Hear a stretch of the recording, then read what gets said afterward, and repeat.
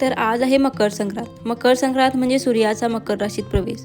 तर या दिवसापासून ना सूर्य उत्तरायण होतो, म्हणजेच दिवस मोठे होऊ लागतात आणि थंडीसुद्धा कमी व्हायला सुरुवात होते.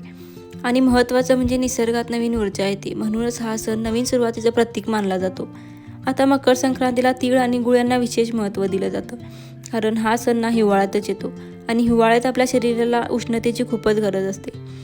म्हणूनच ना तीळ शरीराला उष्णता देतात आणि गूळ शक्ती वाढवतो. त्यामुळेच हे दोन्ही एकत्र करून ना याचे लाडू बनवले जातात.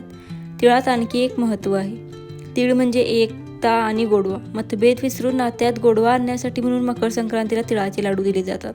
आता मकर संक्रांत साजरी करण्याची प्रत्येकाची वेगवेगळी पद्धत असते. तर आमच्या इकडे ना कशी करतात चला सांगते. तर ही 5 सुगडं घेतली जातात. आता 5, 11 किंवा 21 सुद्धा घेतली जातात. त्यांना स्वच्छ पाण्याने धुवून हळदी कुंकू लावलं जातं. त्यात तांदूळ, भुईमुगाच्या शेंगा, वाटाण्याच्या शेंगा, ऊस, गाजर आणि महत्त्वाचं म्हणजे तिळगुळ घालून त्याची पूजा केली जाते. मकर संक्रांत म्हणजे फक्त सण नाही, तो आहे गोडवा, आनंद आणि सकारात्मकतेचा उत्सव. तिळगुळ घ्या आणि गोड गोड